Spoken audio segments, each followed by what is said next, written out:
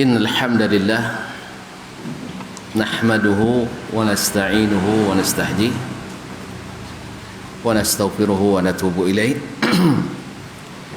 ونعوذ بالله من شرور أنفسنا وسيئات أعمالنا من يهده الله فلا مضل له ومن يضلل فلا هادي له أشهد أن لا إله إلا الله وحده لا شريك له وأشهد أن محمدا عبده ورسوله لا نبي ولا رسول بعده صلى الله عليه وعلى آله وأصحابه ومن تبعهم بإحسان إلى يوم لقائه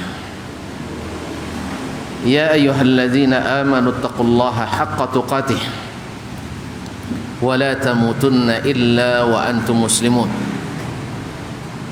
يا أيها الناس اتقوا ربكم الذي خلقكم من نفس واحدة وخلق منها زوجها وبث منهما رجالا كثيرا ونساء واتقوا الله الذي تساءلون به والأرحام إن الله كان عليكم رقيبا يا أيها الذين آمنوا اتقوا الله وقولوا قولا سديدا يصلح لكم أعمالكم ويغفر لكم ذنوبكم ومن يطع الله ورسوله فقد فاز فوزا عظيما أما بعد فإن أصدق الحديث كتاب الله وخير الحدي حدي محمد صلى الله عليه وسلم وشر الأمور محدثاتها وكل محدثة بدعة وكل بدعة ضلالة معاشر المسلمين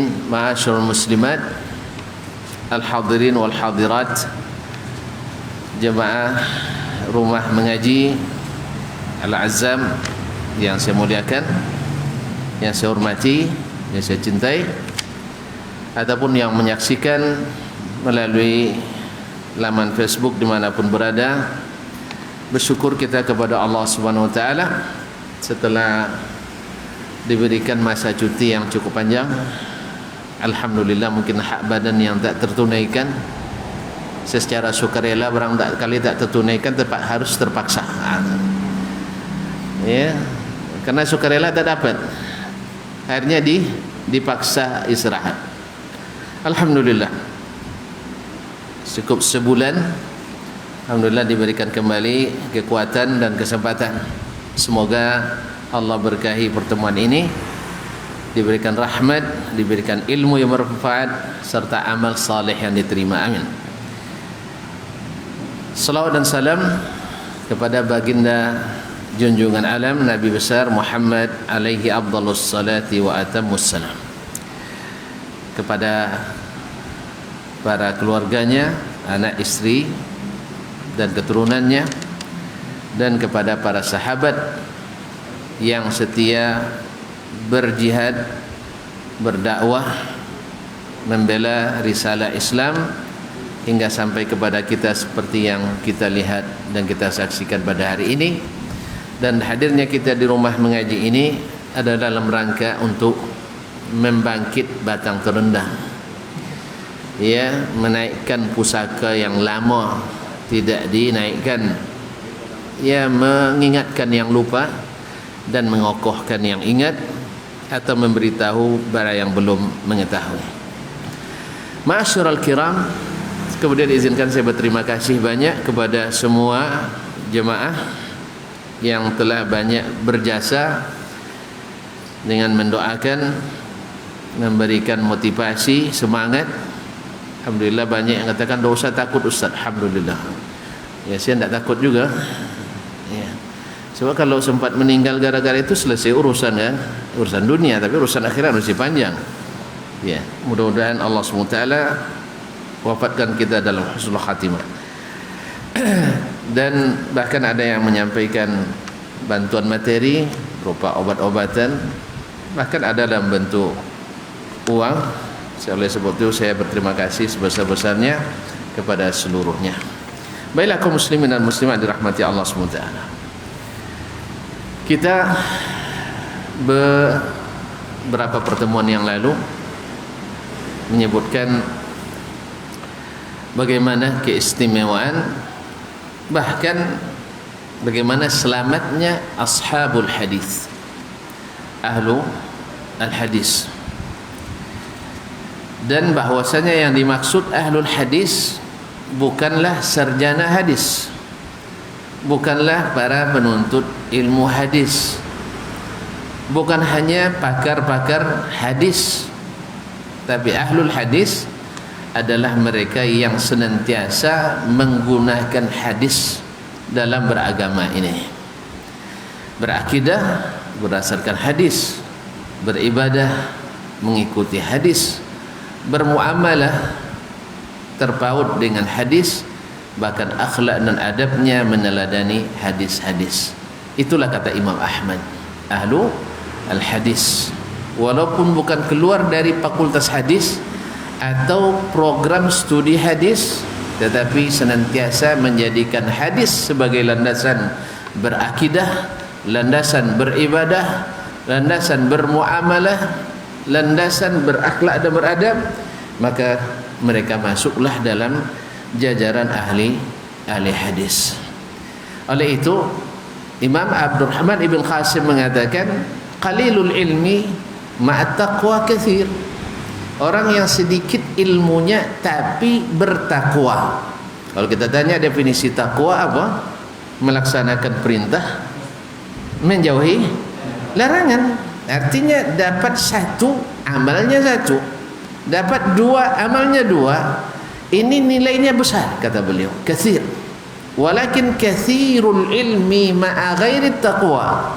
Tapi orang berilmu banyak, hebat, strata tinggi, bahkan sudah mentok jabatan dan pangkatnya, titel dan gelar ilmiahnya, tetapi tidak melaksanakan, berarti tidak ada taqwa. Perintah tidak dilaksanakan, tentu saja banyak alasan. Kalau untuk meninggalkan banyak alasan, atau larangan banyak yang dilanggar dengan berbagai alasan juga. Dengan berbagai alasan, maka akan berkurang amal dan takwanya, maka nilainya sedikit. Saya menganalogikan, karena para ulama atau orang-orang dulu menganalogikan bahwasanya ilmu tanpa amal seperti pohon tak berbuah.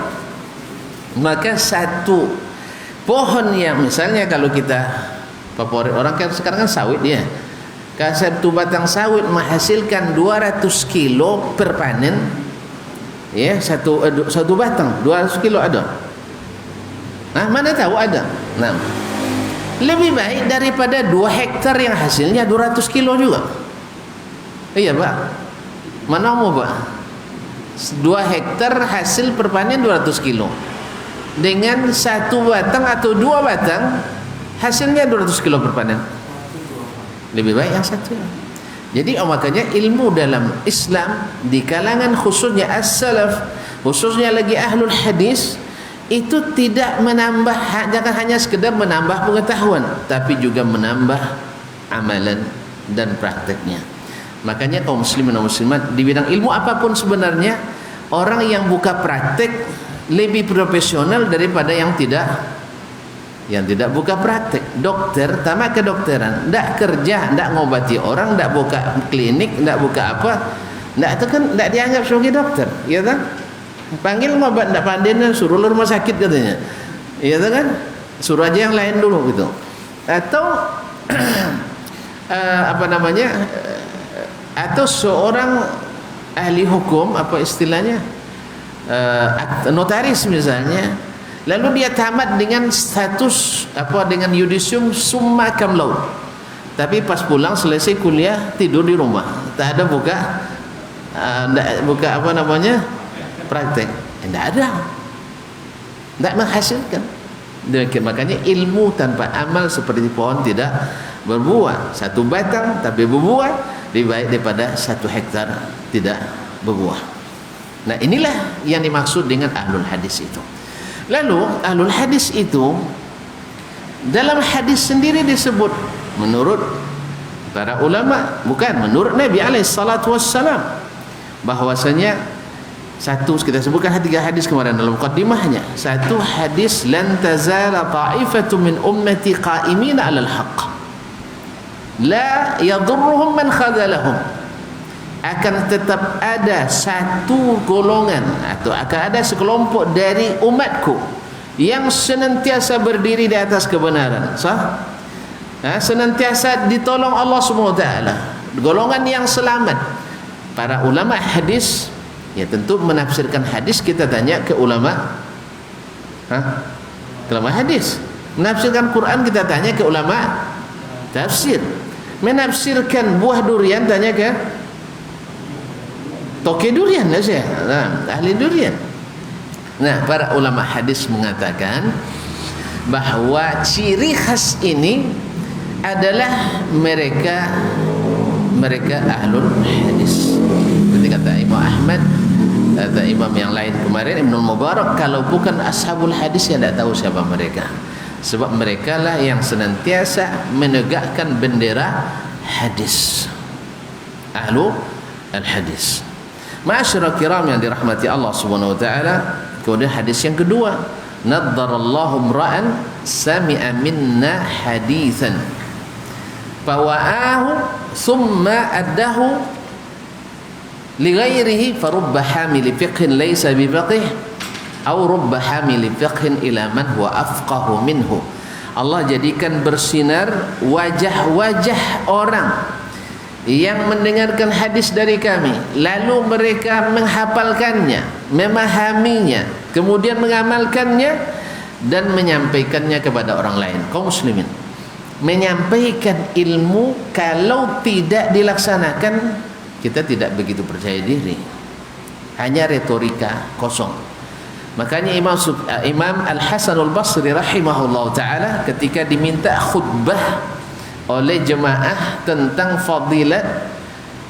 fadilat memerdekakan hamba, maka beliau tak berani berkhutbah sampai 3 bulan. Tiap minggu ditawar, tiap pekan ditawar, tak disampaikan, pilih juga judul yang lain.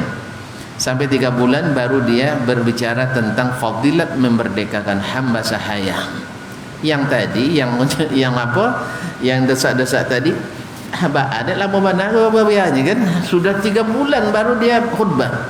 Dia bilang, ya akhi, dulu ketika pertama kali kau minta dan seterusnya saya tidak memiliki uang untuk membeli hamba sahaya. Selama 3 bulan ini saya berusaha untuk bisa membeli dan langsung saya merdekakan. Sekarang saya berani mengatakan. Allahu Akbar. Makanya tuan-tuan, tolong kalau dengan saya jangan minta dulu fadilat bayar hutang, sebab saya masih tetap berhutang. Lu berani lah bicara tentang ya tolong ya, jangan minta-minta khutbah tentang hutang, sebab saya kena semuanya nanti. Ya, saya kena semuanya karena berapa banyak hutang yang bukan hutang saya terpaksa saya tanggung. Ya, banyak hutang yang bukan hutang saya yang tanggung, baik sukarela maupun terpaksa. Nah, oleh sebab itu jangan minta ya saya bicara tentang Ustaz, apa ceramah kita tematik, apa judulnya, membayar hutang, kena saya nanti. Jadi kaum muslimin dan muslimat dirahmati Allah SWT, Imam Hasan Al-Basri tidak sanggup berkhutbah kecuali setelah dia laksanakan. Nah, ahlul hadis mereka biasanya melaksanakan, lalu mereka menghafalkan dan menyampaikan. Ini ciri khasnya mereka, seperti yang disebut oleh Sufyan bin Uyainah rahimahullah ta'ala, ma min ahadin yatlubul hadis illa wa fi wajhi nudrah. Tidak satu pun, ini kan dia bergaul, dia memiliki ratusan guru ulama hadis, ratusan murid ulama-ulama hadis. Coba lihat, ratusan gurunya ulama hadis, kemudian murid-muridnya ratusan juga ulama-ulama hadis dan fikih. Ya, sebutlah di antara muridnya Imam Syafi'i. Masa tonton tak tahu Imam Syafi'i rahimahullah ta'ala. Imam ayo sudah semua Syafi'i tadi. Imam Ahmad bin Hanbal. Oi, pada lupa 2 imam mazhab muridnya. Coba bayangkan, faqih tidak ada ya? Faqih. Nah, siapa lagi? Abu Bakar Al-Humaidi sahibul Musnad. Subhanallah. Siapa lagi? Banyak-banyak ya. Banyak. Guru-gurunya, Masya Allah, Imam Az-Zuhri. Imam Az-Zuhri merupakan poros periwayatan hadis di Madinah. Ada 6 tabi'in yang merupakan poros perputaran sanad hadis. Ya, satu di Madinah yaitu Imam Az-Zuhri, satu di Makkah Amr bin Dinar, 2 di Basrah Yahya bin Abi Katsir dengan Qatadah bin Da'amah As-Sadusi, dan 2 di Kufah yaitu Abu Ishaq As-Sabi'i dengan Sulaiman Al-Amash. Artinya hampir tidak ada hadis Madinah kecuali melalui Zuhri. Hampir tidak ada, tapi hampir tidak ada sebagian besarnya. Hampir tidak ada hadis Ahlul Basrah kecuali melalui Qatadah, walaupun juga melalui orang lain, tapi melalui dia pasti. Misalnya hadis dari Anas riwayat Ayyub As-Sakhtiyani juga diriwayatkan oleh Qatadah. Riwayat Abdul Aziz bin Suhaib juga riwayat Qatadah, dan seterusnya. Kaum muslimin dan muslimat dirahmati Allah. Berkata Sufyan Ats-Tsauri, tidak satu pun orang yang menuntut hadis kecuali di wajahnya berseri-seri, ada cahaya di wajahnya. Allah, ketonton tengok wajah saya bercahaya pun enggak ya? Kalau kurang bercahaya belah guys, lampu sorot. Iya, kasih sorotan. Ustaz nampaknya belum bercahaya wajahnya. Iya. Kaum muslimin, dia bilang, "Ulillahu fi wajhi wa mudra." Di wajahnya terdapat sinar cahaya memancar. Kenapa tidak? Karena di dalam dadanya, karena ahli hadis dulu, ya ulama dulu pada umumnya sebelum belajar hadis sudah hafiz Quran dulu. Di dalam dadanya tersimpan cahaya wahyu ilahi memancar, kemudian ditambah dengan cahaya hadis-hadis Nabi sallallahu alaihi wasallam sesuai dengan adaan Nabi. Semoga Allah menjadikan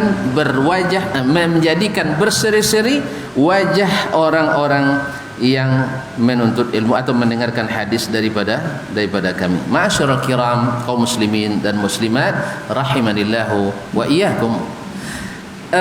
Kemudian hadis yang ketiga yang disebutkan oleh penulis sebelumnya adalah bada'al islamu ghariban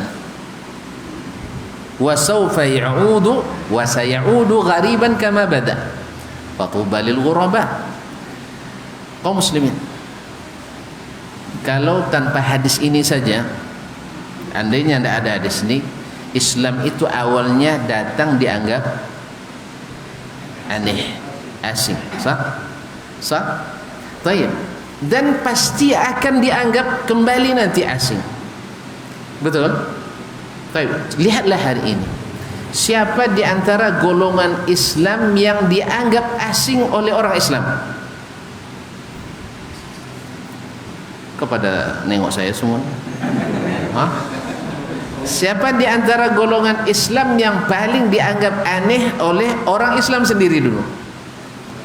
Orang-orang yang melaksanakan hadis. Misalnya apa ini? Kenapa berjenggot? Hah? Karena mengikut hadis, betul kan? Betul. Bapak tekstual sekali pemahamannya. Dulu orang tidak ada pisau cukur, sekarang nah kan itu apa dianggap tekstual, aneh. Orang dulu orang Arab, Pak. Arab itu tidak ada hutannya, maka hutannya di sini. Paham? Orang Arab kan tanah lapang, padang Sahara. Kalau kita banyak hutannya, jangan pindah ke Dagu. Orang sana hutannya di Dagu. Macam-macam. Bapak terlalu tekstual, betul kan? Baik. Orang yang melaksanakan hadis ketika baca hadis salatul jamaati afdal min salatil fadzi bi 25 darajah. Sesibuk apapun dia tak mau tinggalkan solat berjamaah kecuali musim pandemi katanya. Banyak mazhab sekarang ni ada yang baik. Kaum muslimin dan muslimat dirahmati Allah. Sah? Bapak jangan tekstual sekali, Pak. Sekarang kita dalam keadaan berkhidmat ke masyarakat. Turun ke daerah misalnya, tidak musafir lah, turun ke daerah aja ya. Jadi ulama hadis sunnah itu bukan hanya solat saja, Pak. Bantu orang juga, iya, bantu orang juga sunnah. Padahal tidak ada bertentangan antara salat dengan bantu. Orang salat dulu bantu orang, bantu orang baru salat. Nah, ketika salat itu hadir, kita salat dulu baru bantu orang. Ketika salat belum hadir, kita dulu kan bantu orang. Ada payahnya? Ada payah? Tidak ada payahnya. Tapi memang kata Allah, wa innaha lakabiratun illa 'alal khashiin. Berat solat itu kecuali bagi yang khusyuk. Khusyuk itu bukan yang mincing-mincing begini solatnya, bukan. Ya, bukan yang harus tidak tahu bahwa itu putu lalu tidak tahu. Bukan. Walaupun kalau bisa bagus sekali. Ya, tidak ada di antara ulama yang solat dia tidak tahu dia masjid runtuh, ada. Tapi kan tidak syarat itu. Tidak syarat. Kalau bapak bisa silakan. Tidak sadar dia, saking khusyuknya tidak sadar. Tapi Nabi tidak syaratkan seperti itu. Sebab Nabi kita Sayyidul Khashi'in, Nabi yang merupakan penghulunya para orang khusyuk. Beliau itu salat tahu dia tangisan anak kecil, ya tahu dia cucunya naik ke punggungnya, dia tidak langsung bangkit. Sujud dia lama-lama. Coba bayangkan kalau kita kalau bahasa kampung di kalau tiang anak itu sekali kan, indah. Dia biarin dia buas dulu. Oh, kita kan jadi imam Ustaz. Betul, imam diikuti makmum. Kecuali kita makmum yang terpaksa ngikut imam, terpaksa lihat dia tarik anak kan pegang ya sebab kan batal pula solat kita tidak ikut imam kan. Tapi kalau selama kita jadi imam, itulah bagusnya jadi imam dia ada dispensasi khusus. Baiklah kaum muslimin dan muslimat yang dirahmati Allah SWT. Nah, sekarang yang melaksanakan hadis, ya, misalnya tidak mau salaman, sah? Ya, bapak tidak mau salaman dengan orang yang kena COVID. Dengan sewanita yang bukan mahram. Ya. Lalu ada yang bilang, Anda jangan sakit sekali. Jangan terlalu picik pemahamannya. Harus dipahami maqasid syariahnya. Kenapa dilarang? Sah? Lalu dikatakannya, kalau di masa orang Arab itu nafsunya tinggi-tinggi. Kalau orang kita nafsunya lemah-lemah. Saya tidak setuju, Pak. Orang Indonesia dibilang lemah syahwat, tidak mau saya. Tidak benar. Semua kita Allah ciptakan bila melihat saja, jangankan menyentuh, melihat saja. Melihat saja, nampak juga baru sudah macam terbayang, apalagi sudah memegang. Dibilang kiai tak bisa punya nafsu, banyak kiai nikah dengan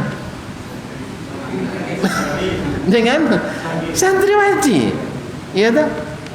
Makanya ada anekdot, kalau baru di Keberhak dapat gelar kiai bila istrinya 2 dan mesti punya pondok. Kalau sudah punya pondok tapi istri baru 1, oleh sebab itu dia belum jadi kiai.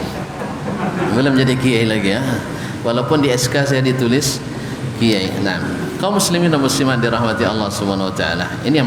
Jadi yang aneh-aneh selalu datang ketika orang meninggalkan sunnah, lalu kita hidupkan, dianggap aneh.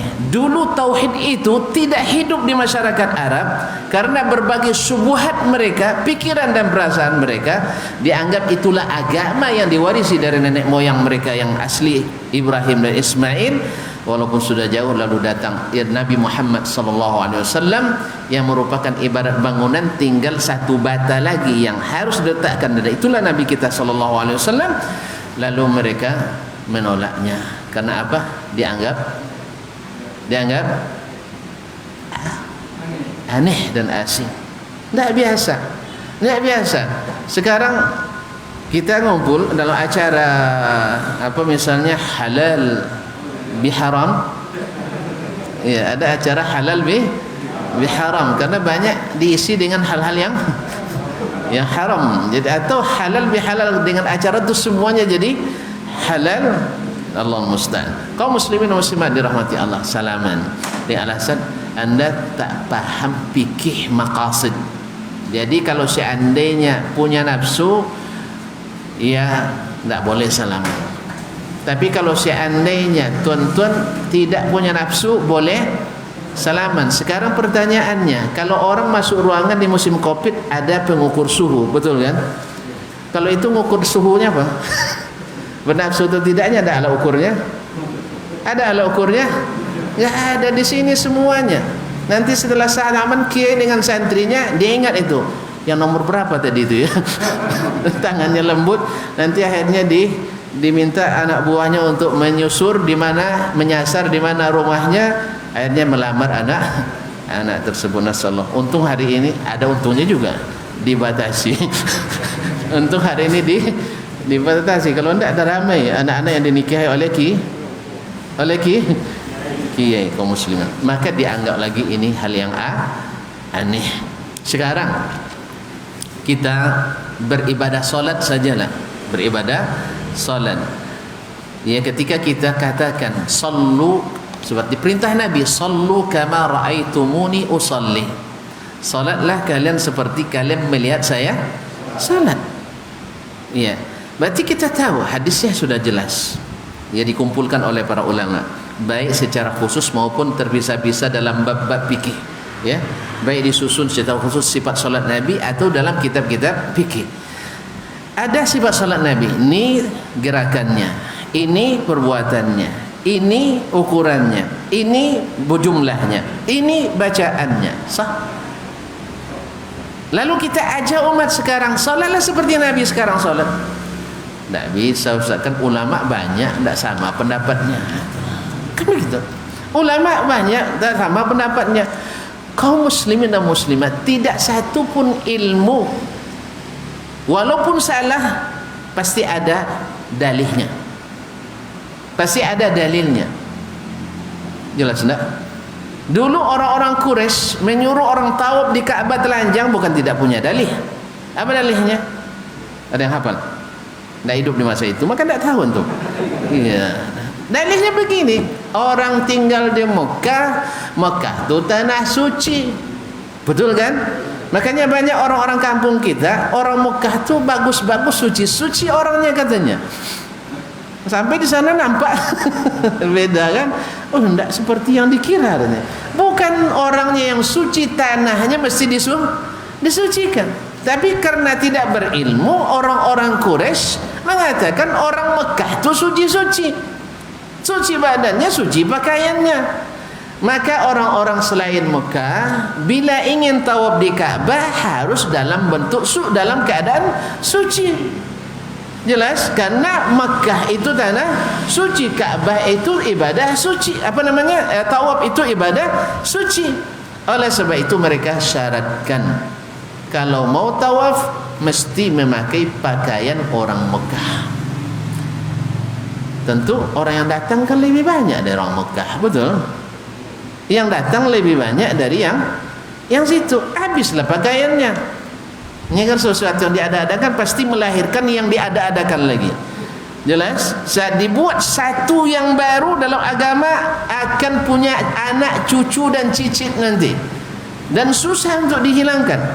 Makanya setiap terbit satu dari kita usahakan untuk menghilangkannya. Sebab kalau sudah ibarat penyakit kurap ya, kudis, kalau tempat satu kalau itu tak obati nanti akan 10 tumbuh, terus 100. Akhirnya badan kita habis semuanya. Maka seketika tumbuh satu, tanyakan, ya Syekh, ini sunnah apa bid'ah? Bilang. Allahu Akbar, Allahu Akbar. Salat kita dulu, azan dulu ya, silakan.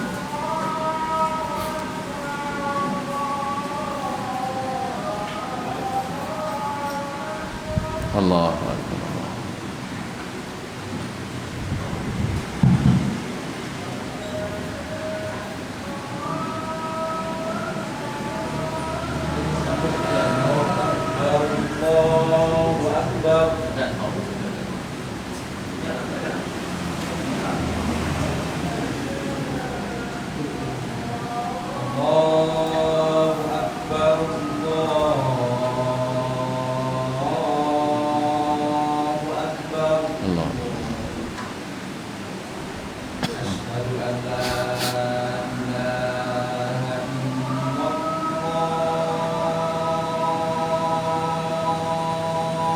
أشهد أن لا أشهد أن لا إله إلا الله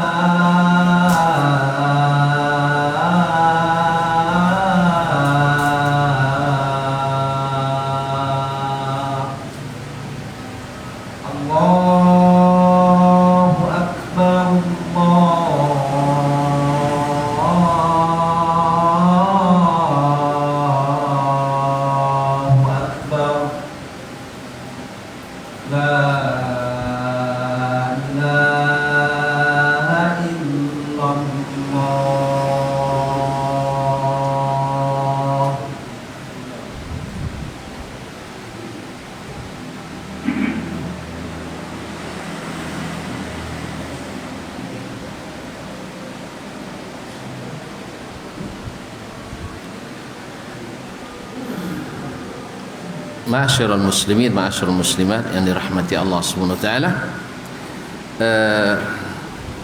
Jadi ashabul hadis atau ahlul hadis adalah mereka yang karena mengamalkan, mengembalikan yang sudah mati atau tidak diketahui lagi, maka akan dianggap asing, dianggap aneh. Bukan hanya di zaman kita alaihi salatu wassalam, di zaman imam-imam sendiri. Misalnya bagaimana Imam Ahmad rahimahullah ta'ala yang istiqamah dengan as-sunnah dan dipaksa untuk mengikuti pemikiran orang-orang Mu'tazilah yang dianggap lebih berkemajuan, yang lebih akomodatif dibanding dengan ikut sunnah sekali. Kita kan sekarang kan itu orang hebat itu yang bisa mengakomodir seluruh pendapat, sah? Yang bisa mengakomodir seluruh pendapat, tidak ada yang disalahkan. Masya Allah, hebat sekali. Satu bilang haram, satu bilang halal, betul dua-duanya. Ya betul, dua-duanya yang haram begini, yang halal begini. Ya oke lah kalau seandainya bersifat parsial, haramnya ketika ini, halalnya ketika ini, boleh lah. Tapi kalau seandainya hanya haram dan halalnya akibat kesukaan dan kesenangan, misalnya saya bilang musik itu haram semuanya kecuali lagu Minang. Apa sebab lagu Minang, Ustaz? Ambo jak ketek diandun pakai lagu Minang lagi.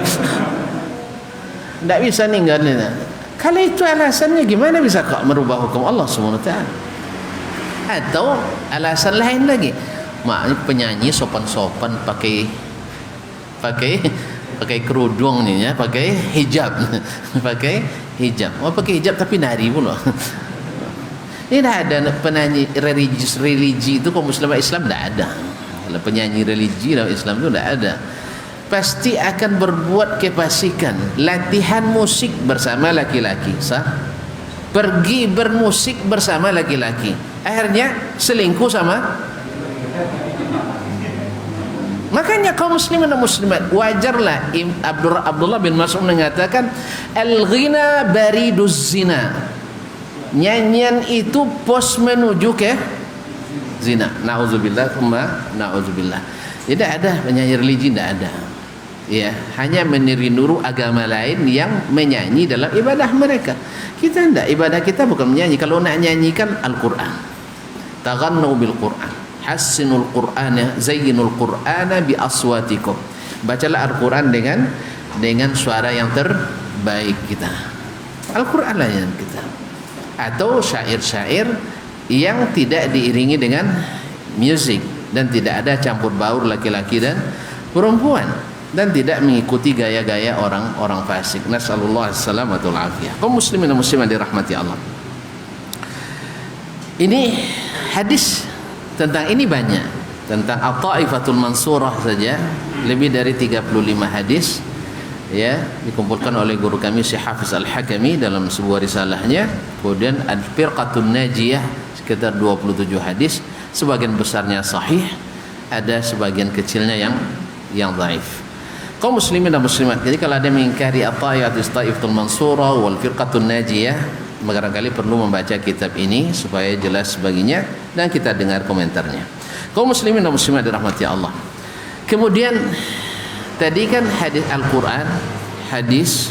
Kemudian sekarang bagaimana pula pendapat atau ungkapan para ulama, baik dari kalangan ahli hadis sendiri atau bahkan dari kalangan ahli hadis. Ya serius sampai hari ini kaum muslimin, mohon maaf, mau tidak mau orang-orang yang tidak bersetuju dengan orang-orang menegakkan sunnah secara tekstual dalam tanda petik, karena selalu dituduh sebagai kaum tekstualis ya. Saya katakan sebenarnya perkataan itu dipahami dulu secara tekstual atau secara kontekstual. Tuan-tuan, sampai dari saya mulai kajian tadi sampai sekarang, kebanyakan tuan-tuan pahami ucapan saya tekstualis atau kontekstualis? Hah? Kontekstual atau tekstual? Ya, Syekh, apa mana konteks? Hah? Apa mana teks? Teks itu makna zahirnya. Kalau seandainya saya pakai biasa bahasa kiasan kebanyakan, mudah-mudahan kebanyakan tuan-tuan tidak paham, betul? Kemudian kalau paham pun salah paham. Oleh sebab itu akhirnya berselisih paham. Itu makanya perselisihan paham banyak di khalaf apa di salaf? Di khalaf. Apa sebab? Mereka memahami masing-masing. Kalau di salaf mereka memahami ikut Nabi dan para sahabat. Mereka bukan hanya membawa ini dalil-dalil dihafalkannya seperti kita menghafal lalu tidak paham. Bukan. Mereka juga membawa pemahaman. Itulah pemahaman salaf yang bermuara kepada Nabi sallallahu alaihi wasallam dan para sahabatnya. Makanya agak aneh, bukan aneh sekali. Termasuk aneh ini ketika orang tidak enggah atau gerah dengan ungkapan kembali pada Alkitab dan Sunnah dengan alasan kembali kita Sunnah berpahaman antum. Bukan, hadisnya jelas. Nabi salat menghadap kiblat, lalu kita salat menghadap kiblat. Farafa'a yadayhi, angkat kedua tangannya, hazwa mankibaihi, dan berada hazwa uzunaihi, sejajar dengan bahu atau sejajar dengan telinga, kita angkat pula seperti itu. Lalu dia bilang Allahu Akbar, kita ucapkan Allahu Akbar, walaupun Allahu A'zam sama artinya, tapi kita tidak rubah karena Nabi tak pernah membaca Allahu A'zam. Walaupun Imam Abu Hanifah dengan segala kehebatannya kita hormat kepadanya, tapi mohon maaf ya Imam Abu Hanifah rahimakallah, kami tidak ikut apa yang kau katakan, sebab dia sendiri juga tidak pernah mengucapkan Allahu Akbar.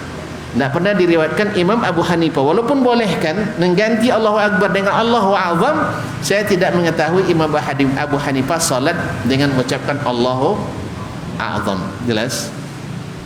Jalan. Jadi Imam Hanifah hanya melihat dari sisi makna tadi.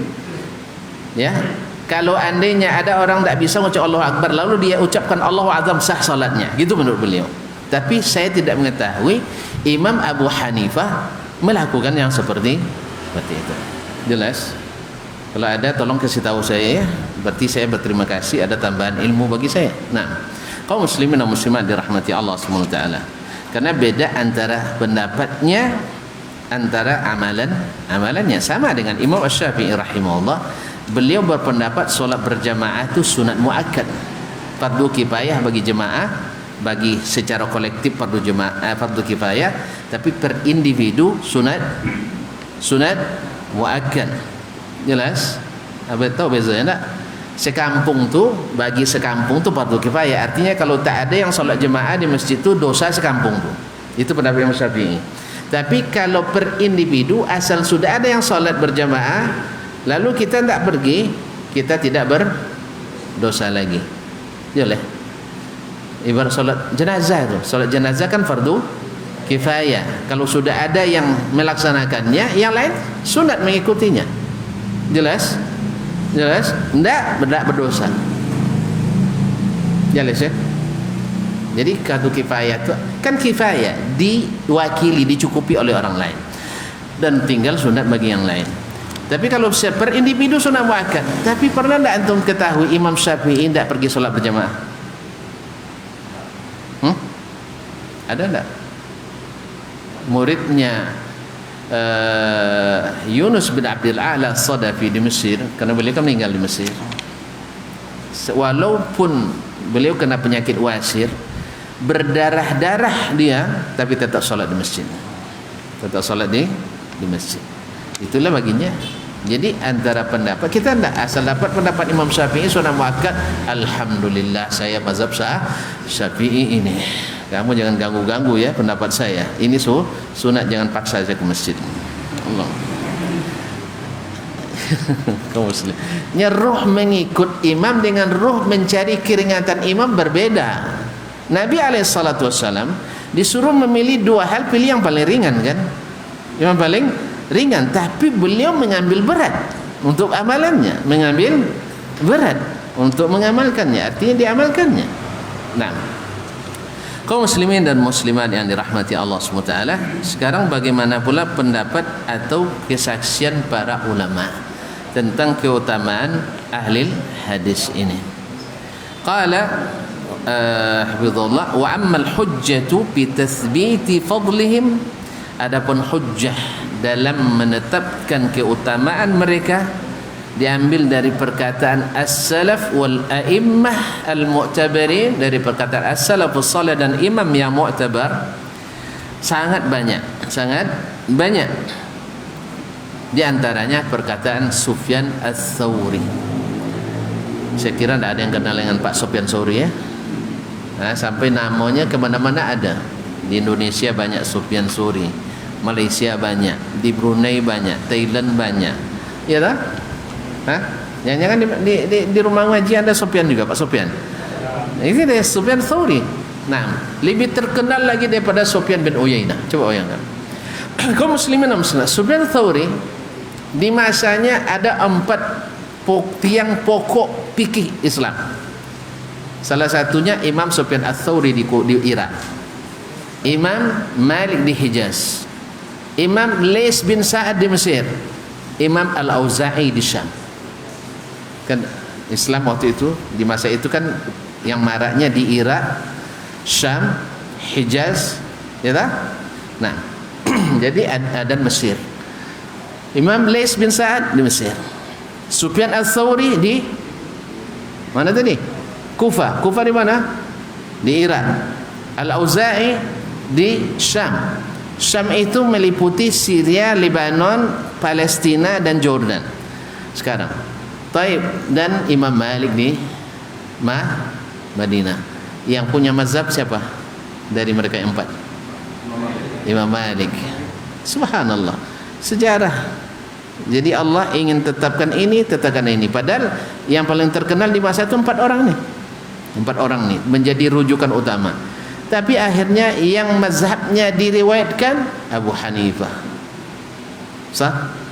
Abu Hanifah. Padahal sezaman dengan Sufyan Ats-Tsauri. Dia sama dengan Ats-Tsauri.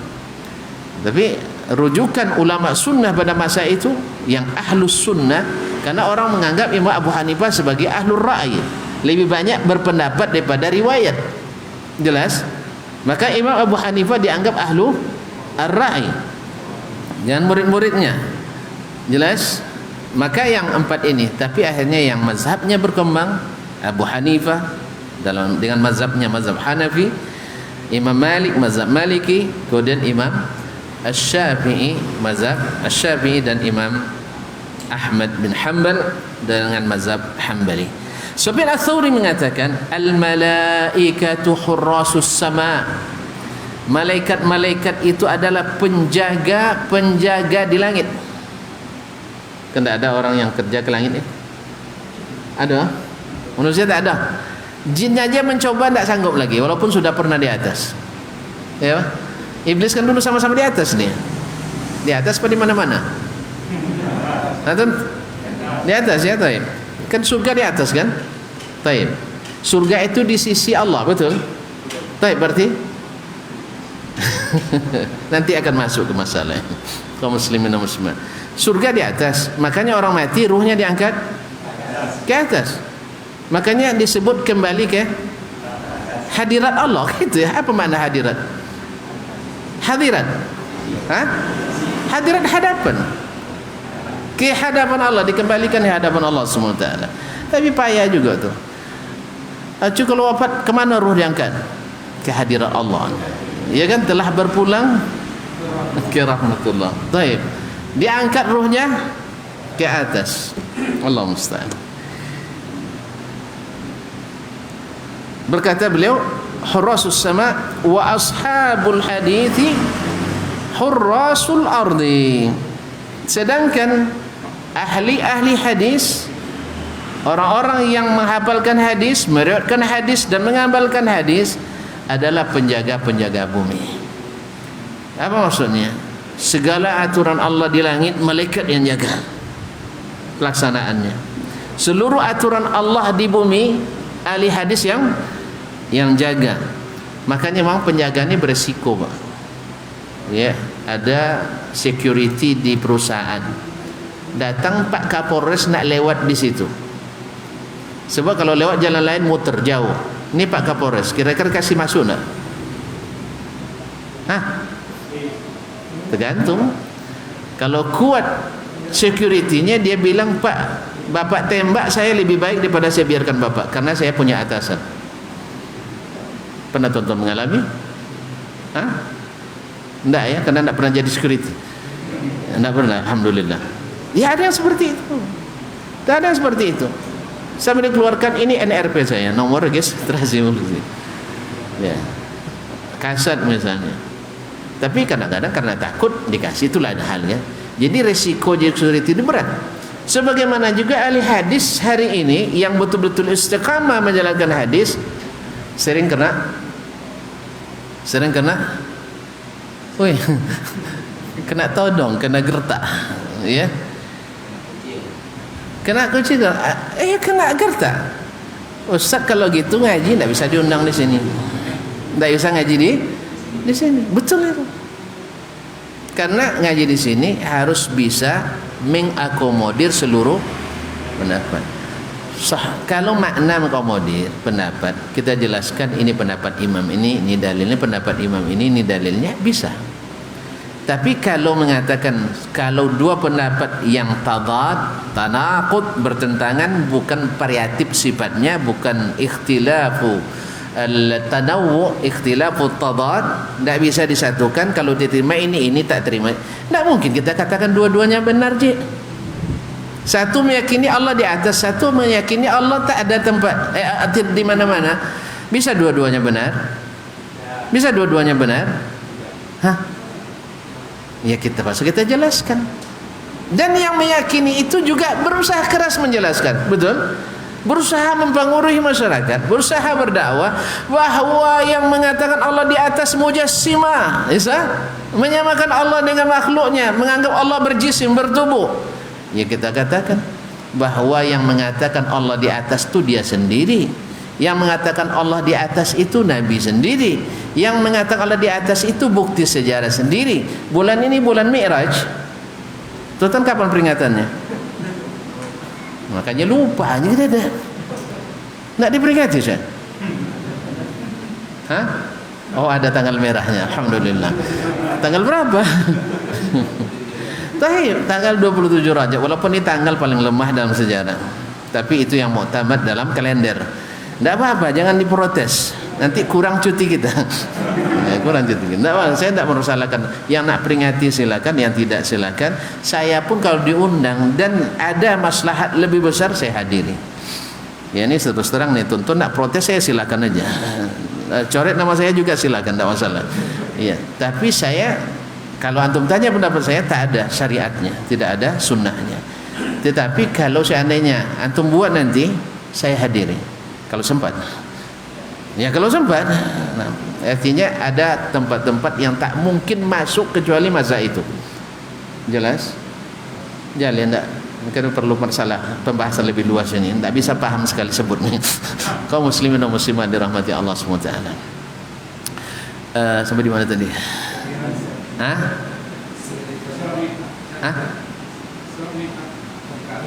Mi'raj. Ya, bukti syarah mengatakan Nabi Isra ke Baitul Maqdis. Isra. Kemudian Mi'raj. Lihatlah kamus manapun yang namanya Mi'raj, maknanya naik. Naik. Kalau naik ke mana? Ke atas. Kemudian bertemu siapa? Bertemu Allah. Nah, lalu antum jawab lagi, kalau gitu Allah bertempat. Siapa bilang? Kita tak pernah mengatakan Allah bertempat. Yang kita bilang Allah di atas, selesai. Ya. Allah bertubuh, itu bukan tidak ada dalam bahasa sunnah bahwa Allah berjisim, tidak ada. Kita tidak mengakui Allah berjisim. Tapi Allah punya tangan, iya. Seperti apa? Tidak dikasih tahu. Daripada antum mengatakan tangan nggak ada, menolak gitu. Dan seterusnya. Akhirnya masing-masing berlomba. Kan sama-sama menyalahkan kan? Kan sama-sama menyalahkan. Terus begitu aja kok ribut. Antum juga nyalain kita juga boleh dong nyalain. Kok pas kita nyalain marah, pas dia nyalain enggak boleh enggak boleh. Iya, sama-sama nyalain ya, enggak apa-apa lah. Antum salahkan saya salahkan antum. Saya salahkan dengan dalil, antum salahkan saya dengan dalih. Mana yang kuat? Makanya Imam Ahmad, nanti akan lihat. Imam Ahmad pakai Al-Quran dan hadis. Orang Mu'tazilah pakai logika. Makanya ketika ditanya dalil tidak punya dia, tapi ditanya dalil banyak. Ahmad ini ahli bid'ah katanya. Imam bilang Imam Ahmad ahli bid'ah. Dibilang oleh orang-orang tu Ahmad ahli bid'ah sampai ke presiden apa? Ke khalifah, karena mereka pembisiknya. Jadi bisa saja ahli sunnah dianggap ahli bid'ah. Yang risaulah karena memang dianggap aneh. Yang ahli sunnah itu yang tak pakai sunnah, yang pakai sunnah tidak ahli sunnah. Nah, yang pakai akal itu ahli sunnah wal jamaah namanya. Yang pakai sunnah itu namanya ahli bid'ah. Golongan sawah. Tahu sawah? Tahu sawah? Tempat nanam padi. Makanya subur tumbuhnya. Nah, bahya katsiratun jiddan. Wa qala Yazid ibn Zuri'. Kalau Sufyan ats-Tsauri 4161, Yazid ibn Zuri' berkata, likulli dinin fursan. Setiap agama itu punya fursan, jamak faris, punya pendekarnya. Wa fursanu hadzadin ashabul asani. Sedangkan pendekarnya agama ini adalah para ulama yang punya sanad, yaitu para ulama sekarang orang mencoba pula nak buat sanad dia. Jadi ada aliran-aliran tertentu dia punya sanad juga. Cuman masalahnya seperti orang-orang siap, sanadnya satu aja sampai ke Nabi sallallahu alaihi wasallam, dan kita dilihat rata-rata sanadnya gelap, tidak terang. Allah musta'an. Jadi bukan hanya sekedar sanad, tapi sanad yang terang benderang. Wa qala Utsman bin Abi Syaibah rahimahullah, qara ba'd ahli al-hadis yattaribun. Utsman bin Abi Syaibah ini saudaranya Abu Bakar bin Abi Syaibah sahibul Musannaf, juga seorang ulama hadis. Wa qara ba'd ahli al-hadis yattaribun, dia melihat sebagian ahli hadis itu sudah mulai bimbang, maka dia katakan, ama inna fasiqum khairun min abidi ghairihim. Ingat, orang fasiknya ahli hadis itu lebih baik daripada ahli ibadah selain mereka. Ini bahasa dia. Tafsirnya apa? Ya, tafsirnya apa? Orang ini fasik, berbuat dosa, merasa bersalah. Jelas? orang yang berdosa merasa bersalah ada kemungkinan bertaubat. Dia bukan dalam rangka melegitimasi fasik, tidak. Dia tidak mengatakan secara mutlak orang fasik itu lebih baik daripada orang ahli bid'ah, tidak. Maksudnya adalah orang fasik tapi dia mengamalkan hadis. Karena orang mengamalkan hadis ada juga yang berbuat dosa. Antum kalau sahih manhajnya tidak ada dosa sama sekali, tidak ada buat dosa, tidak ada buat maksiat. Siapa tahu nanti? Tidak ada. Semua kita berdosa. Cuman orang yang senantiasa mengikuti manhajnya ini ahli hadis, ketika berbuat salah merasa bersalah. Tapi ahli ibadah yang tidak mengikuti hadis, dia berbuat sendiri, kreativitas sendiri, barangnya KW, amaliyahnya KW, dia merasa berdosa atau merasa berpahala? Merasa berpahala. Yang seperti ini berbuat dosa tapi merasa berpahala. Baik, mana lebih baik? Orang berdosa merasa bersalah, orang bersalah tak merasa bersalah. Mana yang bagus? Jelas? Saya ulangi lagi. Orang beribadah tanpa ilmu, berbuat ibadah kepada Allah tak ada dasarnya, hanya menurut perkiraannya baik, pasti diterima oleh Allah SWT, ritual tertentu. Baik. Nah, dia amalkan ini. Ketika mengamalkan itu merasa berdosa atau merasa bersalah? Tidak ada dunia. Tak merasa berdosa, tak merasa bersalah. Padahal dia berbuat salah. Dia berbuat salah. Sebab mengada-ngada dalam agama dosa atau pahala? Dosa. Maksiat itu. Cuman kan maksiat kan bertingkat-tingkat. Bid'ah juga bertingkat-tingkat. Tidak sama semuanya. Jangan disamaratakan. Nanti antum samaratakan antara Syiah dengan selain Syiah, tidak sama. Antara Khawarij dengan selain Khawarij tidak sama. Bertingkat-tingkat mereka. Antara imamnya dengan pengikutnya tidak sama. Yang sama ratakan tak? Syekh, yang sama ratakan tak? Imamnya, da'inya dengan yang di bawah tak sama. Ini orang hanya ngikut-ngikut. Makanya cara menangani juga tak sama. Jangan antum langsung boikot dia. Ya, ini ngaji di situ. Pokoknya tak salam lagi, tak jual beli lagi, tak menikah lagi. Kalau sempat pernah berbesan diceraikan, nah ini bahaya antum ini. Tak boleh seperti itu. Nah, kaum muslimin dan muslimat dirahmati Allah SWT. Maka ini makna perkataan Utsman bin Abi Syaibah. Karena orang yang beribadah tanpa alasan, tanpa ilmu itu merasa tidak berdosa, padahal dia berbuat sesuatu yang sia-sia dan berdosa. Allah musta'an. Wa qala Shalih bin Muhammad Ar-Razi rahimahullah, illam yakun ashabul hadis umul abdal fala adri manil abdal. Kalau bukan ashabul hadis itu mereka yang al-abdal. Al-abdal ni datang dalam hadis bahwa di Syam itu ada 40 abdal, tapi dari sisi sanad walaupun sebagian mensahihkannya, sebagian mengatakan tidak sahih. Ya, setiap meninggal satu diganti dengan yang lain. Al-badal itu adalah kalau dalam ilmu tasawuf. Mau belajar tasawuf enggak? Kalau enggak saya sampaikan. Hah? Tapi karena dibacakan di sini, al-abdal itu adalah orang-orang tingkatan keempat dalam tingkatan aulia, para wali, para wali. Karena dia lo tidak mau, saya sebutkan satu tingkat aja. 4 tingkatan tertinggi. Tingkat tertinggi mereka ini rata-rata tidak diketahui keberadaannya, tapi punya karamat khusus.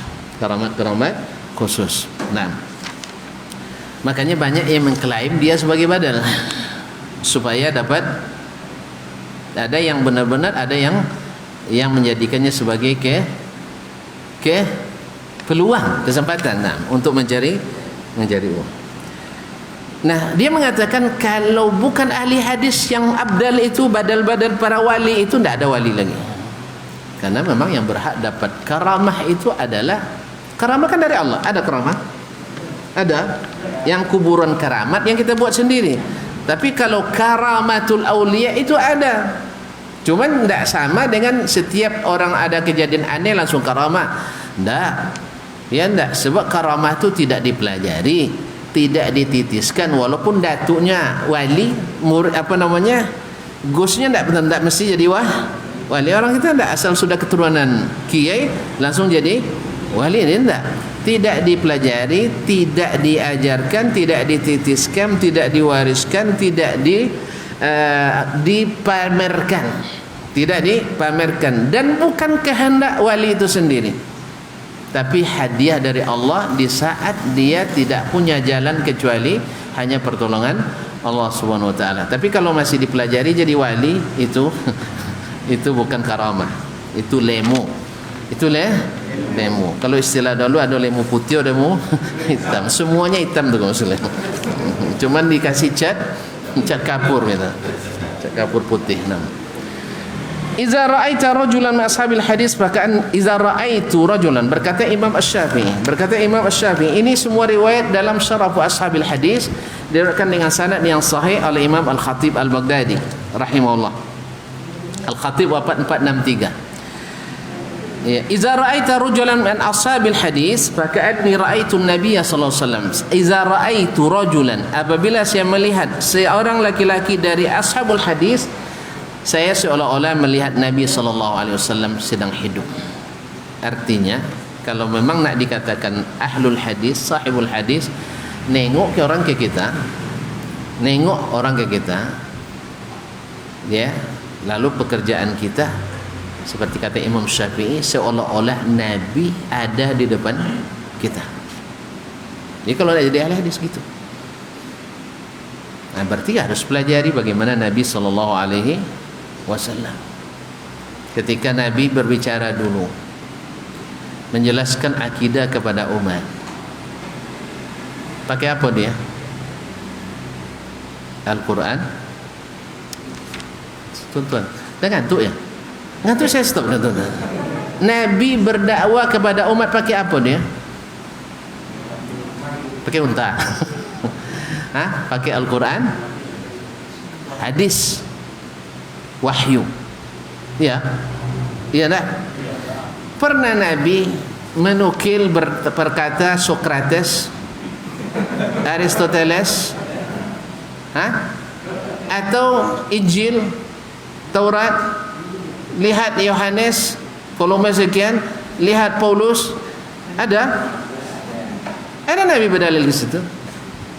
Nabi pakai Al-Quran dan hadis. Jadi kalau antum ahli hadis, contohkan bagaimana Nabi SAW, ayyuhan nas, wahai manusia, waqad nazala al-yawm, turun hari ini. Kan ayat Al-Quran lalu dibacakan ayatnya, lalu jelaskan dengan hadis Nabi SAW. Inilah makna kata Imam Asy-Syafi'i rahimahullah, bila saya melihat ashabul hadis, seolah-olah saya melihat Nabi hidup. Sekarang enggak, kita banyak pakar hadis, tapi yang keluar dari mulutnya hadis semua.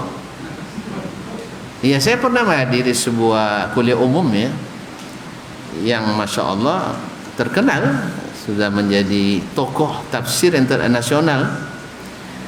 Tapi dari awal kuliah umum sampai akhir tidak ada menukil perkataan ahli tafsir.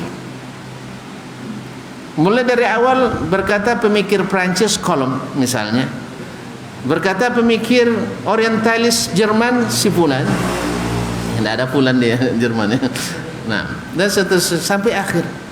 Ini kuliah umum tafsir apa kuliah umum apa nih? Jadi kaum muslim. Nah, yang seperti ini mungkin tidak antum mengatakan seperti Imam Syafi'i.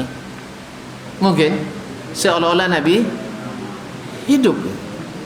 Karena kita tidak mendapatkan ayat, tidak mendapatkan hadis di dalamnya tabar perkataan as-sahabah ar-khulafa ar-rasyidin. Jadi itulah perkataan Imam Syafi'i rahimahullah. Perkataan yang mirip dari Abdullah bin Mubarak. Wa qala al-Imam Ahmad, berkata Imam Ahmad rahimahullah taala, laisa qaumun indi khairun min ahli hadis. Tidak ada golongan yang lebih mulia, lebih baik di sisiku dari ahli hadis. Laisa ya'rifuna illa al-hadis. Mereka tidak berilmu kecuali hadis. Berarti hadis cukup tidak untuk menegakkan agama ini? Saya ulang lagi. Dengan hadis tegak tak agama ini? Tak ya. Berarti perlu pendapat Sokrates. Perlu Aristoteles. Terus antum bilang enggak? Dulu Nabi, seulang lagi, Nabi dulu berdakwah pakai apa? Wahyu, Al-Quran dan hadis. Tegak enggak agama? Selesai? Sempurna? Taib. Sekarang kalau pakai hadis enggak cukup? Lalu pakai apa? Allah yahdika.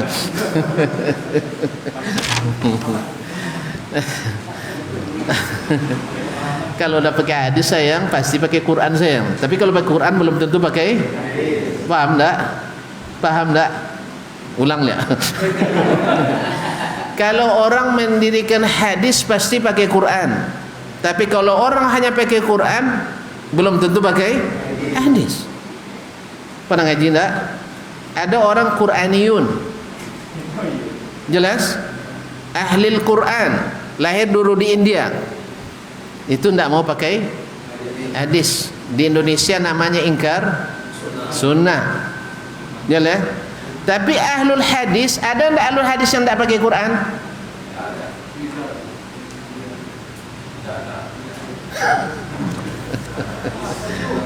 Acuh. Seulang lagi. Jadi oleh sebab itu kan lupanya di kajian awal perkataan Imam Asy-Sya'bi, sunnah lebih dibutuhkan Quran daripada Quran dibutuhkan sunnah. Artinya bila sunnah ditegakkan, Quran tegak sayang. Tapi kalau Quran saja tanpa sunnah, Quran tidak tegak. Paham? Boleh? Jadi kalau didirikan sunnah, agama ini sempurna apa tidak? Sempurna. Jadi guju dalam. Ahlus sunnah pasti ahlul Quran. Makanya ulama sunnah semuanya sebelum belajar sunnah belajar Quran, sebelum hafal hadis hafal Quran. Kalau kita lah jadi ahli tafsir, baca Quran alun pandai. Makanya dah salah aja, salah aja, salah jurus. Jadi awak lah masuk jurusan tafsir hadis, tapi baca Quran alun pasih lah. Alun pasihnya jurusan tafsir hadis. Tu soalan jadi pakar tafsir, suang jadi imam, loyo belakang nah. Iya, so jadi imam. Jolenya sih. Lain. Jadi ahli hadis pasti ahli Quran. Tapi kalau ahlul Quran belum tentu ahli hadis. Termasuk ini termasuk di kursus khusus nampak ya. Contoh Imam Syafi'i dulu kursus Rabi' bin Sulaiman al-Muradi. Jadi suatu enggak. Kau dipotong dekat-dekat nah. Kaum muslimin dan muslimat dirahmati Allah Subhanahu wa taala. Saya ulang kembali. Kalau sunnah ditegakkan, cukup enggak untuk mendirikan agama ni? Cukup. Maksudnya Quran masuk. Baik, najan wanginya Al-Quran dan sunnah cukup enggak? Enggak perlu pendapat orang lain. Sebab sahabat Imam Ahmad, orang terbaik itu adalah ahlul hadis. Mereka tak berilmu kecuali tentang hadis. Bagus agamanya. Ketika kita mulai campurkan ilmu lain dengan hadis, maka lahirnya hadas. Coba, ini air putih, betul? Sebotol air putih. Coba buat kopi radik. Ada kopi radik? Tidak ada. Mana? Taib. Enggak, mau tak minta minum. Contoh aja, kasih. Berubah enggak namanya jadi air apa? Air kopi. Sedikit aja campur. Atau kalau campurkan sunnah dengan sedikit bid'ah, cukup untuk membuat antum bergelar. Iya. Walaupun saya tidak mengajak antum untuk seperti itu, tapi orang sudah mulai curiga dengan antum. Makanya ketika saya bilang tadi ada orang Mi'raj, saya kalau diundang saya hadir, langsung dia sinis pandangan ke saya. Iya, ini kritis orangnya. Dasar orang acu. Orang acu, orang payah pun dia kan. Jadinya orang lain dah. Kaum muslimin dan muslimat dirahmati Allah SWT. Jadi sebab apa? Melakukan satu saja kita sudah amalkan nih sunnah banyak kan? Iya tak? Amalkan sunnah, ini sunnah, ini sunnah dah. Tiba-tiba ada ikut maulid Nabi sekali. Hilang tak? Hilang kan? Iya. Tapi kalau laksanakan bid'ah tawi, bikin satu sunnah, keluar dari itu? dahsyat tarikan pengaruh menyalahi sunnah itu. Saya ulang lagi, saya selama hidup saya berusaha, coba jurusan hadis, saya doktor pertama hadis di Madinah saya, dari Indonesia. Catat mulai loh. Yang sampai dokter di Madinah, tidak di seluruh dunia, di Madinah, dari Indonesia, dan dokter hadis pertama. Tapi dinya lulus dan jadi ahli hadis. Apa sebab? Ustaz pernah murid Nabi, ya. Kaum muslimin dan muslimat dirahmati Allah. Tetapi orang yang melakukan bid'ah terus, lalu berbuat sunnah sebagian, tidak mengeluarkannya dari tadi. Berarti mana yang kuat? Pengaruh nama bid'ah atau pengaruh nama sunnah? Hah? Jelas. Contoh lain. Orang yang selama hidupnya ustaz, kiai, beribadah, akhlaknya bagus, mulia, pemurah, cekatan, perhatian, sensitif dan sebagainya. Suatu hari Allah beri dia berbuat satu dosa. Apa dosa? Babi ini dua. Rusak enggak namanya reputasinya? Rusak. Padahal bini dua boleh apa enggak? Bini dua boleh kan? Apalagi kalau ngecoh bini orang, lebih bahaya.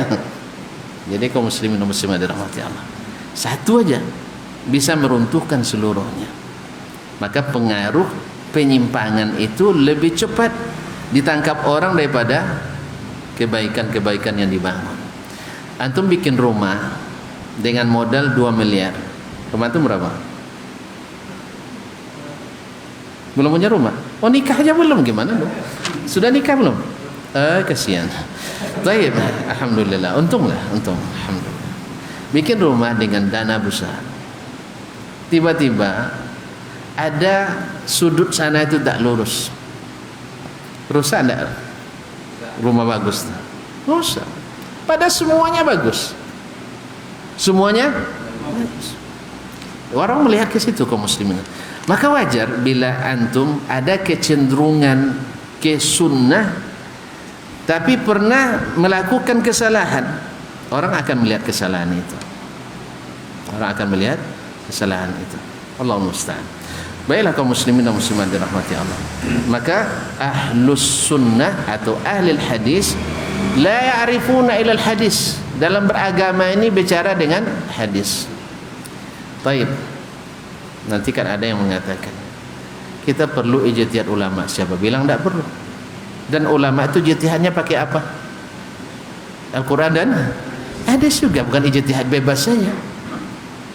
Kalau ijtihad bebas berarti bukan ulama. Ulama itu harus berdasarkan Al-Quran, berdasarkan hadis, berdasarkan perkataan as-salaf. Tapi kalau dia bebas saja, dia bukan ulama, pemikir tuh. Pemikir. Karena tidak berdasarkan ilmu yang seperti ini, kata Imam Ibn Abil Is, berdosa walaupun benar hasilnya. Tapi ulama kalau berijtihad walaupun salah tetap berpahala. Maka tidak boleh setiap orang berijtihad, tapi setiap orang boleh memahami dan pelajari. Setiap orang boleh paham, tapi kalau memberikan fatwa ada setiap orang. Berijtihad tidak semua orang. Makanya harus dibedakan mana yang babnya ijtihad, mana yang babnya hanya sekedar memang pahami. Al-Quran itu mudah dipahami, hadis itu mudah dipahami. Tapi ketika masuk kaedah-kaedah yang tidak ada sebelumnya, akhirnya menjadi sulit. Enggak banyak yang diterima. Syekh, lain natapnya? Ustaz lain malam ni katanya, semangat. Saya nak mengqadhakan dua pekan tak masuk kan. Jadi harus di jamak takhir. Supaya kita masuk besok kepada al-aslul awal. Karena orang banyak mengira ulama-ulama dulu seperti Syafi'i, Ahmad tidak ahli dalam masalah akidah. Ini auzubillah, perkataan ini menyesatkan sekali. Ya, beda antara ahli dengan menulis atau tidak. Kemudian tidak semua yang ditulis dalam akidah benar. Ya, tidak semua kaidah yang ada dalam akidah itu ditulis, ada yang benar, ada yang tidak. Dan kemudian tulisan itu lahir karena ada kebutuhan. Ketika orang lurus-lurus saja Al-Quran Sunnah, tidak perlu buku lain. Makanya sahabat ada buku fikih. Hah? Berarti tidak ada sahabat yang pakai. Jelas. Baru ada buku-buku fikih setelah orang payah mulai sulit memahami. Para ulama atau penuntut ilmu sendiri sulit tafaqquh, terpaksa dibuatkan madkhal, yaitu pintu-pintu masuknya, kaedah-kaedahnya, supaya lurus pemahaman mereka. Jelas? Bukan mereka tidak ahli. Nanti Nabi kita bilang tidak ahli akidah nanti, karena tidak membuat buku khusus tentang akidah. Akan subhanallah, ada yang mengatakan akidah belum terrumuskan di masa Nabi. Terus akidah mereka dari mana dulu? Yang terumuskan seperti yang antum pahami betul, karena ini penyimpangan. Tapi kalau rumus akidah yang diterima di sisi Allah, Nabi sudah rumuskan. Jelas? Jelas? Nah, Nabi sudah rumuskan. 13 tahun dia mendakwakan akidah di Mekah. Tidak banyak syariat yang turun di Mekah. Kemudian dilanjutkan di Madinah, juga banyak akidah di dalamnya. Lalu antum berani mengatakan tidak terumus. Berarti akidah sahabat belum jelas, akibat tabi'in belum jelas, akibat imam yang 4 belum jelas, baru jelas setelah ahli kalam lahir. Allahu musta'an. Makanya perlu kita mengenal usul ahli hadis dalam dakwah. Mudah-mudahan ya bagi yang belum tahu beritahu, bagi yang masih ragu-ragu untuk meyakinkan, bagi yang menolak minimal jangan terlalu jangan gaspol. Jadi harus ada rem-rem dikit lah dikit. Jadi mereka semuanya ahli akidah sebelum mereka menjadi ahli fikih, ahli sejarah, ahli apa. Kaum muslimin dan muslimat dirahmati Allah. Kita teruskan. Hah? Serius nih ya? Ya, ilmunya tidak ada habisnya, tentu tidak ada habisnya. Baik, tinggal sedikit lagi, 1 halaman lagi. Satu aliannya 5 menit. Saya usahakan segera ya. Kaum muslimin dan muslimat dirahmati Allah, kita lewati aja. Kemudian itu tadi dari ahli hadis. Sekarang kita dengar pula pendapat ahlur ra'i. Ahlur ra'i. Karena pendapat antara ahlur ra'i dengan ahlul aql dengan ahlul naql itu dari dulu sudah sedikit banyak ada tarik ulur dari dulu. Ada semacam berpuak-puaknya. Cuman ada ahlul akli yang sibuk dengan akal saja, tidak mendekat sedikit pun dengan akal, ada. Tapi ada sebagian besar fuqaha yang mengumpulkan antara al-aqlu wan naql. Jelas? Nah, dan ini yang diusahakan oleh Imam Asy-Syafi'i rahimahullah taala, sehingga akal yang sehat itu bisa disinkronkan dengan naqal yang sahih. Seperti kata Syekhul Islam Taimiyah rahimahullah, tak akan pernah bertentangan akal yang sharih dengan naqal yang sahih. Akal yang sehat tak akan pernah bertentangan dengan dalil yang sahih. Kapan bertentangan? Bila salah satunya masalah. Baiklah kaum muslimin. Berkata Imam Abu Yusuf rahimahullah. Abu Yusuf ini murid terkenalnya Imam Abu Hanifah, mewakili ahlur ra'i. Beliau mengatakan ketika melihat ashabul hadis, ya, menuntut ilmu, apa kata beliau? Ma'alal ardi khairun minkum. Tak ada di atas permukaan bumi ini yang lebih baik dari kalian.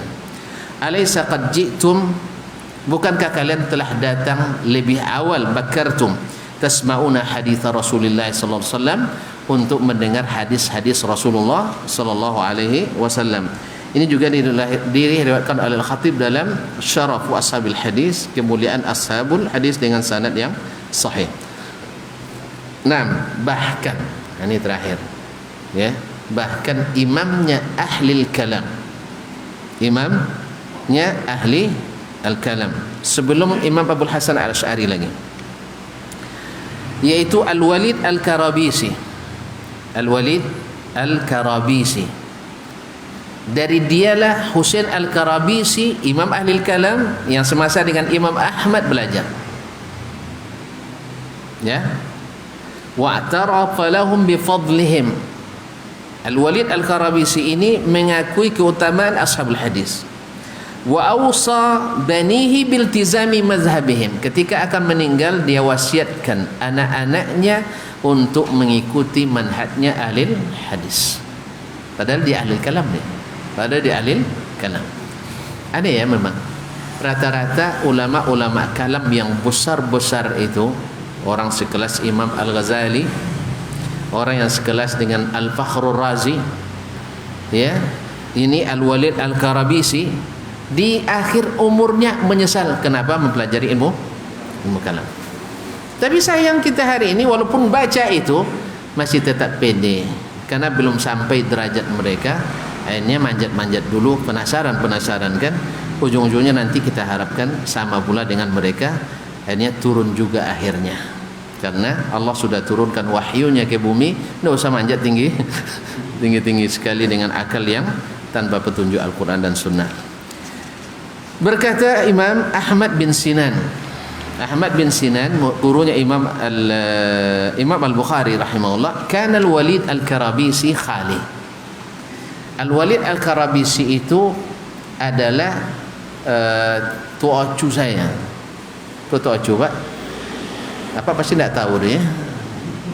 Antum tahu tuacu? Paman saudara ibu. Apa bahasa kita ya? Mama ya. Mama ya. Inyo tu mama den. Siapa nama? Siapa? Ahmad bin Sinan. Ahmad bin Sinan adalah guru Imam Al-Bukhari, di antara muridnya Imam Al-Bukhari. Beliau mengatakan kana Al-Walid Al-Karabisi khali. Walid Al-Karabisi itu adalah saudara ibuku, artinya mamaku. Baik. Falamma hadarathul wafat, ketika dia akan meninggal, qala li banihi, dia berkata kepada anak-anaknya. Terbayang saya ketika Nabi Yaqub, am kuntum syuhada idh hadara Yaqub al-maut idh qala li banihi ma ta'buduna min ba'di. Ya, apa yang akan kalian, ketika Nabi Yaqub akan meninggal, dia tanyakan kepada anak-anaknya. Berapa orang anaknya? Lupa lagi, 12. Ya, 12. Nah, yang merupakan nenek moyangnya Bani Israel.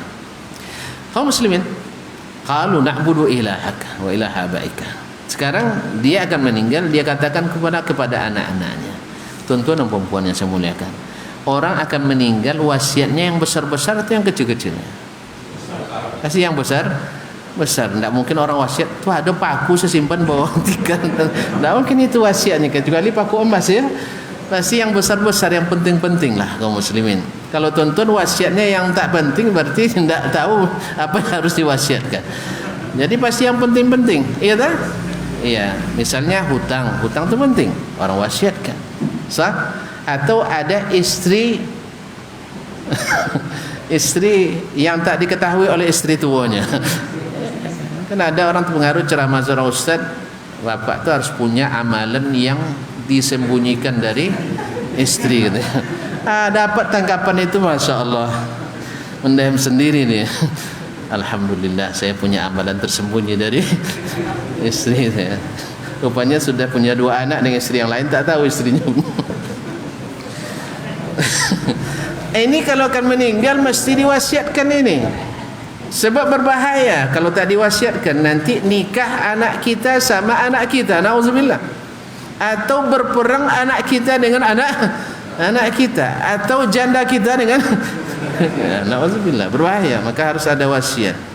Makanya kaum muslimin, rumusnya kalau nak buka cabang jangan tutup kantor pusat ya. Nah itu aja, jangan tutup kantor pusat. Ini ada yang buka cabang kadang kantor pusatnya.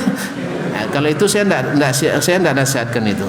Urungkan niat buka cabang kalau harus menutup kantor. Ya, tutup semua urusan kalau pusat tutup. Allah musta'an. Harusnya seperti kata seorang syekh, kalau nikah itu seperti dakwah dulu. Awalnya dakwah sirriyah. Setelah itu jahar. Setelah itu banyak tekanan hijrah. Kalau perlu hijrah 2 kali ke Habasyah dulu kan. Akhirnya hijrah ke Madinah. Sampai Madinah turun kewajiban jihad. Jihad. Kalau sudah jihad, 2 kemungkinan, menang, bisa dua-duanya dikuasai, atau mati syahid. Mati syahid. Kaum muslimin, Walid Karabisi itu paman saya. Ketika dia wafat, dia wasiatkan kepada anak-anaknya. Ta'lamuna ahadan a'lama bil kalami minni. Ini dalam syarah Ashabil Hadis juga. Kalian tahu enggak orang yang paling ahli ilmu kalam dari saya? Dia tanyakan dulu. Jawaban anak-anaknya qalu la. Enggak. Kami enggak tahu orang yang paling ahli ilmu kalam melebihi dia datang setelah Hafiz Al-Fard. Hafiz Al-Fard ini sering bermunazarah dengan Imam Asy-Syafi'i rahimahullah. Ya, ahli kalam. Qalu la, mereka jawab, "Enggak." Qala fatattahimuni, kalian masih percaya dengan saya? Qalu la, artinya apakah kalian menuduh saya?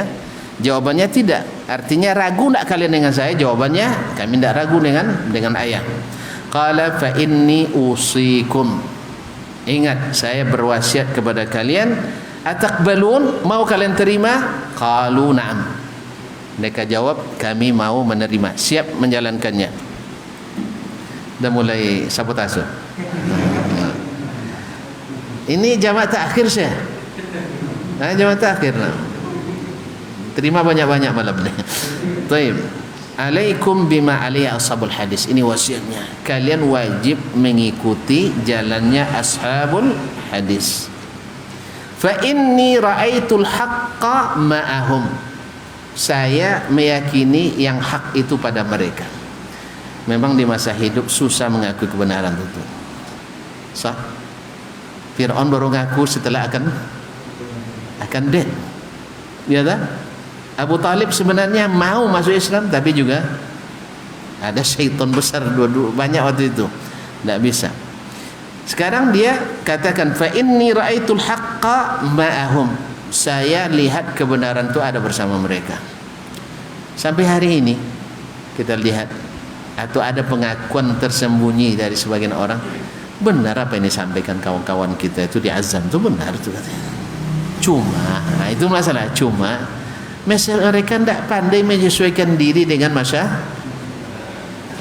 Maksudnya tadilah, artinya yang di situ kita buat juga, yang di sini kita jalankan juga. Kalau itu kaum muslimin, ya artinya akidah Allah di mana-mana kita yakini juga, Allah di atas diyakini. Cuma mana pula meyakini dua-duanya, tuan-tuan? Bisa diyakini dua-duanya? Tidak. Terus jangan dibahas. Ya kalau di sana tidak bahas, kita tidak bahas. Cuman di sana bahas tidak? Di sana bahas tidak? Ya bahas, ya harus dibahas. Dulu tidak lahir kita nahu dan saraf kalau tidak ada perdebatan di antara ulama. Tidak lahir kita usul fikih kalau tidak ada masalah di antara mereka. Lahirnya kita tulis itu tidak apa-apa. Kita sama-sama nulis aja, sama-sama bercakap aja. Yang penting jangan sampai berkelahi. Jangan sampai berkelahi. Nah, lastu a'nir ru'asa. Saya tidak maksudkan orang-orang yang ar-ru'asa, orang-orang besar yang ya artinya yang sudah masuk ke ranah-ranah politik atau sudah jadi pejabat-pejabat, bukan. Walakin haula'il mumazzaqin, tapi mereka-mereka yang apa namanya, orang-orang yang tidak memiliki kepentingan duniawi ini. Alam tara ahadahum yaji'u ila ar-ra'is minhum fayukhatti'uhu wa yuhajjinuhu. Bukankah kau lihat, walaupun mereka orang dikatakan rendahan, tapi bila datang ke orang-orang yang berpangkat itu, dia sanggup mengatakan bapak salah. Ini yang payah nih kan. Ya ini yang payah nih, mengatakan yang salah itu salah, yang benar itu benar, berat. Kecuali bagi yang tidak berkepentingan untuk mendapatkan suatu yang bersifat duniawi, baik jabatan maupun nama baik ataupun popularitas dan seterusnya. Ini sudah banyak yang nelpon, termasuk kekasih saya nelpon juga. Allah musta'an. Ini terlalu lama, curiga dia. Curiga, wajar lah, tidak seperti biasa. Ya. Oleh sebab itu kita cukuplah sampai di sini. Kita sempurnakan dulu sih. Tinggal 2 alinea lagi, 2 kali 5 menit. Nah, berkata Abu Bakar bin Abi Daud. Abu Bakar bin Daud anaknya Imam Abu Daud, penulis As-Sunan. Ulama menyebutkan dia ilmunya tidak kalah dari ayahnya. Cuman ayahnya lebih duluan populer, tertimbun dia. Jadi kita ini begitu tuan-tuan. Ayah kalau terlanjur terkenal, anak payah naik. Kecuali dia jauh di atas ayahnya. Tapi kalau anak terkenal, ayah terangkat. Makanya jangan takut ya bila junior antum lebih terkenal. Kan tinggal bilang, itu saya dulu yang ngajar di pondok itu. Selesai masalah. Jangan khawatir pula. Ini banyak orang enggak siap untuk itu. Masa dia junior saya lebih terkenal dari saya? Ini tidak boleh. Padahal tinggal, bahkan mohon maaf, seandainya pun orang yang tidak berdamai pun sama musuh antum misalnya, ya, jadi orang hebat, antum harus bangga. Tinggal bilang sama orang, dia memang hebat. Tapi tahu enggak, ini musuh dia dulu. Berarti musuh orang hebat, berarti orang hebat juga, tentu. Numpanglah kehebatan di situ, jangan halangi orang untuk menjadi orang baik, orang hebat, orang yang dikenali. Nah, qala Abu Bakar bin Abi Daud, kana a'rafan nasi bil kalam. Al-Walid Al-Karabisi ini adalah orang yang paling menguasai ilmu kalam ba'da Hafs Al-Karabisi, setelah Hafs Al-Fard Al-Karabisi. Makanya keturunan Karabisi ini banyak ilmu kalam, ilmu kalamnya. Nah, wa kana Husain Al-Karabisi, Husain Al-Karabisi minhu ta'allama al-kalam. Husain Al-Karabisi yang munazarah dengan Imam Ahmad, bahkan ditinggalkan oleh Imam Ahmad, walaupun dia berilmu, ilmu tinggi, dia menguasai hadis-hadis, cuman terpengaruh oleh rusak susu sebelanga gara-gara nila secawan dengan setitik. Ini secawan masalah, dia sudah jadi pakarnya. Nah, oleh sebab itu jangan campurkan. Kalau mau tetap ini namanya air, jangan tambahkan kopi walaupun hanya sesendok, dia jadi air kopi dia. Kalau antum campurkan sunnah dengan kalam, sunnahnya hilang. Tinggal adalah, apalagi kalau sudah berenang di kolam ilmu kalam. Nah, di kolam ilmu kalam. Kana Husain Al-Karabisi minhu ta'allama al-kalam. Husain Al-Karabisi sezaman dengan Imam Ahmad dan dihajar oleh Imam Ahmad, artinya diboikot oleh Imam Ahmad karena tidak mau diingatkan untuk kembali kepada sunnah. Fa idza thabata 'indak mimma taqaddama dzikru ta'ribi al-hadis wa fi batlihim, kalau sudah jelas bagimu dari keterangan sebelumnya, dari ayat-ayat, dari hadis-hadis yang ditafsirkan oleh para ulama yang mu'tamad, yang tidak ada khilaf di bawah mereka min ulama sunnah, dengan ahli hadis dan kemuliaan mereka, fal nasra fi dzikri usulihim, maka insyaallah kita akan mulai masuk kepada landasan-landasan utama dakwah mereka insyaallah taala dan manhajnya. Mudah-mudahan Allah berikan taufik untuk mendapatkan kebenaran dan dijauhkan daripada kesilapan, walaupun manusia tidak ada yang tidak silap. Maka kita berharap kepada siapapun yang mengetahui kesilapan kita untuk menghadiahkan itu kepada kita, karena seperti kata Imam Asy-Syafi'i rahimahullah, siapa yang menghadiahkan kepadaku kesalahanku, dia telah menasihatiku. Mudah-mudahan Allah menjadikan kita orang yang saling tawasi bil haqq wa tawasi bis sabr. Dan tentu saja ini ilmu untuk diamalkan, bukan untuk dipamerkan, bukan untuk menyudutkan, bukan untuk mencari kelemahan orang lain, apalagi orang-orang Islam, saudara-saudara kita. Cuman yang namanya ilmu itu harus dibahas, harus disampaikan, dan mudah-mudahan Allah SWT buka pintu taufik dan hidayah kepada kita. Amin ya rabbal alamin. Barangkali tidak ada pertanyaan karena jelas semuanya, ya kan? Apalagi sudah jelas terlambatnya. Subhanakallah bihamdik, asyhadu an la ilaha illa anta, astaghfiruka wa atubu ilaik. Wassalamualaikum warahmatullahi wabarakatuh.